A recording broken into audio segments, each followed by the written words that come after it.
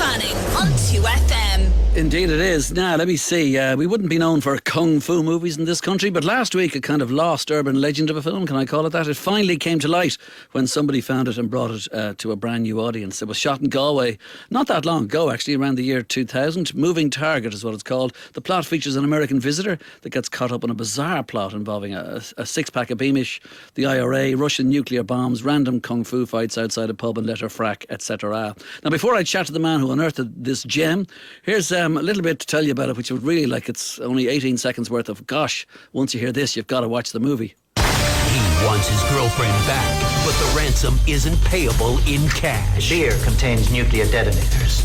I ask you again, where is the Beamish? I drank it. Now you have a chance to be a big hero. Moving Target. Where is the Beamish? I drank it.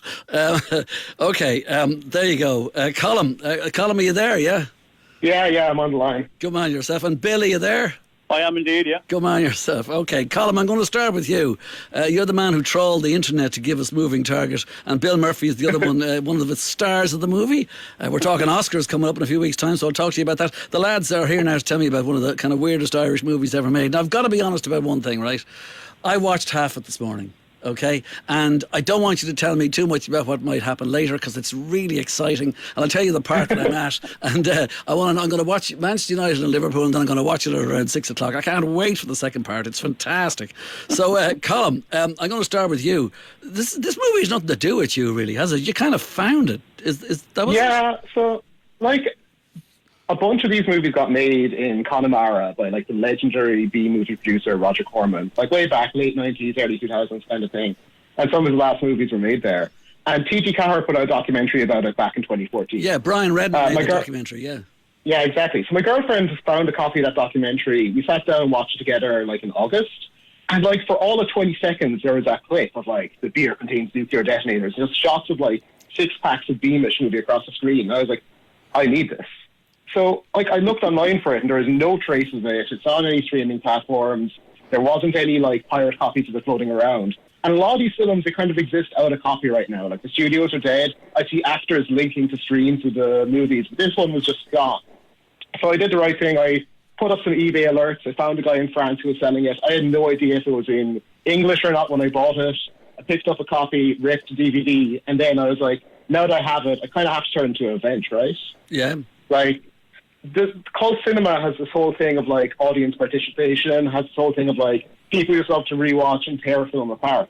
And I thought that if I could get this thing in front of a huge audience, if I could make it into a cult classic overnight, that would be perfect. So without really authorization or asking permission or anything, I kind of just took a chance on it. I didn't expect I'd have to face up against Bill Murphy on the other side of the phone call, but it is what it is. But no, it's incredible. Like, I think it's such a bizarre piece of, like, this combination of all these weird Irish elements and then, like, the very American B-movie film tropes. It's not like anything else I've ever had the joy of seeing in my life, and I'm really happy to have, like, well, in terms of cult audience. classic, I'll tell you, you've got me halfway there, because I'm absolutely with you completely, I'd say, by about 7 o'clock this evening. So, Bill, just as a matter of interest, who are you in the movie? I kind of might have missed out there. I play Mickey. Which one is Mickey? I forgot. Mickey is the guy who opens the first scene, the guy looking through binoculars, and he kills this guy inside a garage with a petrol. Oh, holy cow! Kills this guy inside in the garage. I thought this guy pulls into a garage, right? Which is that a real kind of garage with the real name on it as you pull in? It is, yeah. It is, okay, so you pull in there, and the guy gets out of his car, and your man puts the nozzle of the yoke into his face, and then puts all the petrol down inside him. Then he whacks him. The other guy whacks him with the boot of the car. Then he shoots your man. It's like, wow! Hold on a minute. So wait a minute. So you're the poor guy who gets shot with the guy with his head in the boot. No, I'm the guy who shoots him. Oh, you're the guy who shoots him. Sorry, right, I get you. Right, okay. Oh, I was hoping you were the other guy because he's terribly handsome as opposed to you. Okay. I'm ugly, Dave. Is that what you're saying? Okay, so then, like, what happens then? Like, did you get sort of a lot of offers after this movie? There were offers, but there weren't movie offers. Right. And but, like, how did you get involved in it? Well, I had done another 3 movies up there with the Roger Corman Studios, and they had known that I had some martial arts experience, And I got a phone call from my agent, Anne Curtis, at the time, and she said they were casting this. Did I want to go up for it? So I went up, and they weren't too interested in my acting abilities at the time. They were more interested in my martial arts abilities. So they had a guy called Yoram Astrakhan, who was the DP, and he wanted to see if I could actually do those moves, do those sequences in a certain way that the camera could pick them up. So we spent 20 minutes working on that, and then I got a call probably 24, 48 hours later to say that I had the role, you know. Well, because there was plenty of martial arts in it. There's lots of fights in it. Who plays Ray, by the way? What's his name again? The main guy, Don the Dragon Wilson. Don the Dragon Wilson. He was he's an amazing guy. He's a lovely guy, and he was a 5 times world champion kickboxer. Yeah. And then what he did was he kind of like a lot of those martial artists do, same as Jean-Claude Van Damme. They kind of diversify into films, and they become the main role then. But it's all about kicking, it's all about fighting. You don't kind of watch martial arts movies for the plot, you know. But like the plot you get into it. Yeah, hold on a second. The plot in this is pretty good, actually. You know, and it's all about nuclear devices in a packet of Beamish, in a 6-pack of Beamish. As you do, you know. As you do, yeah. And like your man, the poor old guy who sells the Beamish near the beginning to the American guy, your man comes out and says, "Where's me Beamish?" So what I love about this film is that it's actually supposed to be a remake of another one of those Don the Dragon Wilson movies. They just moved another one of his films from Los Angeles to rural Ireland. And that's where all the stuff with the Beamish and all the weird Irish plot points that come from. And that story, you couldn't write this from scratch. It's hilarious. That story was initially it was another script called Fatal Deviation, and actually at the time that film, at the time Moving Target came out, the fans of Fatal Deviation were up in arms, and they really gave soft to Don the Dragon Wilson because they felt that they had been deceived. They had been, he was being disloyal to the fans of Fatal Deviation, What a fantastic... Can you imagine sitting around the table saying, what do we call our movie? Fatal Deviation. Brilliant. That's just... by the way, Moving Target, when you were looking for Moving Target, wherever you happen to look, all online, etc., Colm, did you come across the Jason Bateman movie from the late 80s? Oh, there's so many films called Moving Target. There's 10 of them, and finding any information about this one, about why this was happening at all. By the time I got a look at it, the only things I could find were someone put up an Italian translation of it at one point online. There was a couple of reviews from it from 10 years ago, and that was it. No, as far as I know, it didn't even really come out in Ireland. Maybe it was at the Galway Film Fleadh or something like that, but obviously we weren't the target audience for this. It's American people who don't know what a bottle of Beamish is. It was kind of aimed for. Right. Yeah. The funny thing is that some of the bits in the movie that I really want me to make sure I see the rest of it is things like when Alice is being held by the baddies in the house. Yeah. And there's banging on the door and they kind of have a gun on her saying, tell your man to go away or whatever it is, The music is straight from a really cheap hotel in the lounge, It's just what is going on? But the best of all is Siobhan. Siobhan, and who are you? And he holds the gun on her and she says, I'm Siobhan, I'm Alice's friend, kind of thing. And your man still has the gun on her. And there's a dead body or two in the corner and she doesn't give a hoot in Alice's house. It's fantastic. Now, when I did the live stream, we had 400, 500 people in a live chat just tearing the film apart as it was playing. What? And tearing people it apart? Nonsense. People absolutely love Siobhan. Siobhan was a fan favourite. People were losing their minds that Don the Dragon Wilson didn't just turn his affections instantly towards this woman.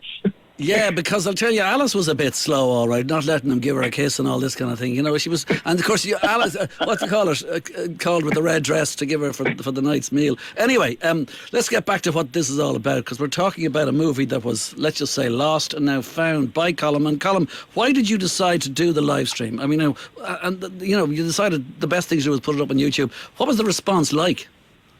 As I said, we had maybe 4,000 people tune in on the first night. People have been watching it during the week since. People have called in, watched it on Zoom chats with friends. We had a live chat going as well. 400, 500 people reacting to it in real time. And all sorts of people. You recognise names from the Irish music scene and so on if you look back at the chat log. It created this whole culture around something that no one knew about a couple of days before. So it's all been really exciting. I've seen film posters made by newfound fans of the thing and everything. It's original art being made because of this ridiculous movie from 2000. Really? So, like, live stream, it really brought... I can show you... What was the main feedback, like, Colin, on that? Just people are just like getting a great kick out of it. Like, I mean, like, obviously there's weird bits of it that just don't hold up at all. But like, I think people just get a huge kick out of seeing this very American B-movie style of thing happening, and just being able to be like, oh, I know that pub, I used to go there, or like, oh yeah, that's Corinthians Rugby Club. All like, just there's a familiarity and just bizarreness at the same time. When you put those two things together, it's just hilarious. So listen, wait a second. Are you going to do another live stream? I don't know, because I don't have many films like there, right? Like, I watched the documentary, and there's a lot of like interesting B-movie stuff that came out of Corman's studio, but like, for the most part, like, nothing kind of has the same bizarre, like, humorous element to it that Moving Target does. Oh, there is. So I'll see. There is. There's a couple of moments up there. There's a film called Space Jack, which is equally as bizarre as that one. And there's a film, like, there's a lot of big names went up to Corman back in the late 80s or the late 90s. With James Brolin, who did a film up there called My Brother's War, and actually that he was doing that film so he could get his director's card, and he got his son Josh Brolin, and this was Josh's first big lead in any movie, and you know where Josh Brolin's career went, you know. Yeah, and then No Country for Old Men and all that. Yeah, and then you'd one the Carradine brothers came over and did another film called Suicide Club there, you know. And are you still acting, Bill? I'm still acting. Yeah, I just finished shooting Vikings Valhalla, and I have a film coming up in April that I'll be shooting called Sacred Heart, written by Andre Coyne and directed by Frank Kelly. But there was back there in the 90s. There was. Do you remember James Marshall from Twin Peaks? Not really. Who was James Marshall? He was the kind of the romantic lead in Twin Peaks, the blonde guy, or the biker guy. He did a movie up. I did a movie with him up there in '97 called Criminal Affairs, which is another, crazy movie. But Roger Corman put so much money into that studio, and he gave so much work to an awful lot of crew members. A big start to people who are now working in the main film business, people who are working with TG4, people all over the world who actually got a start there in Roger Corman's studio, you know. Do you know who one of the people in the movie is who plays a guard and has one line in the movie, something along the line of, this looks serious, or something like that? Do you? I don't know. Do you not? Okay, well, I'm going to tell you, because I rang Brian. It wasn't you, Dave, was it? No, I rang Brian about a half an hour ago to tell me anything about the movie that these guys mightn't know. Hector! It's Hector! Heck, no way! And look where he is now, you know what I mean? Yeah, indeed, absolutely, world stardom. Yeah, Hector's I missed that entirely. Yeah, well, I don't think I've come to that pitch yet, so that's why I wouldn't have known. But anyway, not that I would anyway, probably. But anyway, it's Hector. I think he says something like, "This looks serious," or one line or something. But that's for the next live stream. But like, on the live stream, I presume everybody was like texting all over the place, and it was just really fun while you were all watching it at the same time. Yeah, if you're watching it back on YouTube, you can actually click a button to see the chat log and what's happening live. So like, you can see like people really getting into it. And like, I mean, I don't think this is going to be my thing. I don't think I'm going to be like the film guy, because like, again, copyright and all of that is never going to always be as easy to get around like it was this time. And I mean, I do other stuff online as well. I helped run a record label down in Cork. I have like some other social media bits going on. So like, I'd love to do this again, but I feel like, no, I do have to watch Space Jack. Space Jack as a title just sounds... Yeah, that sounds pretty good to me too. So the one we're looking at here is called Moving Target, and it's a kung fu action flick set in Galway. So you're fighting, Bill, near the beginning. Like, there's a major... You know, when your man, Ray, is it the American guy, he's going to get into, as in the main guy, Don the Dragon Wilson, he's going to get into a taxi. And then there's a fight about the six-pack, and they have a mill outside. Like, that's pretty heavy stuff, isn't it? It's pretty together. It's well choreographed. It is. Well, what Roger Corman built this big, huge manor house for him when he'd come over. But when he wasn't there, we got a chance to stay there. And what we would do every evening is we would go outside that house, and we'd kind of develop some of the fight sequences. And the guy who actually was the fight choreographer on that was a student of a guy called Sammy. And Sammy is one of Bruce Lee's last students. Really? So what he was doing was he wanted to bring Jeet Kune Do, which was Bruce Lee's main martial art, into the film. But I was coming from an Aikido background, which is kind of more hand-to-hand and throws and locks. And then Don the Dragon was a kickboxer. So what we did was we mixed all them up together, and it was at the beginning of the whole MMA and that whole grappling thing. And in that scene that you're talking about, Don the Dragon wanted to get some kind of hand contact, hand breaks, wanted to get some grappling in, some ground movement. So we developed that all the night before, and then we just shot it the next day. But it was like, it's tough going. I mean, those scenes take a lot out of you when you're doing them. Well, I'm just thinking they must take an awful lot out of you. Yet 2 seconds later, both of you are absolutely fine, and you're going off as though nothing happened. and not a mark on it. Not a mark on it. Yeah, it's hilarious. Okay, so what we're looking at here is the IRA puts nuclear detonators in cans of Beamish. Brilliant. Yeah. Sorry. And an unsuspecting tourist is on the run for a murder he didn't commit. Nobody can be trusted. So when you read the script, Colm, Yeah. I mean, sorry, did you read the script? Is that what you read first? You talking to me? Colm, first of all. Oh yeah, so I literally just saw like that clip, which is the same one you played at the start in that documentary about the studio in Connemara. Yeah. And I just the first thing I heard about this was just Beamish containing nuclear detonators. All right, well then I hold saw on. that. I saw very little else, and I was like, I need to find it. All right, well then, Bill, did you read the script in terms of let's see what my character has to do? Oh yeah, you always read the script. You see how long you're in it. If you're still in it at the end or towards the end, you'll take the role. You know. Wow, it's unbelievable. Okay, so are you still doing fight scenes, by the way? Or they come up every now and again in stage or film work that I'm doing, but not.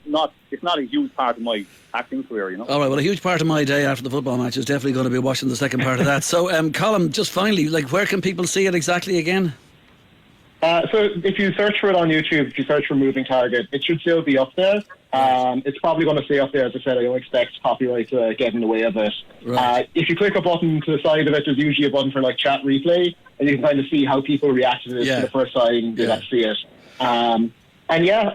You can find me on Instagram, so I got more content about it up on social media as well. All right, well, Colm Callahan, thanks a million, Colm, for talking to us Colm for talking to us on the programme. And Bill, thank you very much indeed, and good luck with your acting career. Thanks a million. Moving Target is the movie. Gotta be watched. Check YouTube. Good luck. Take it easy. All about. Right. Dave Thank you. Fanning. Bye. Weekends on 2FM.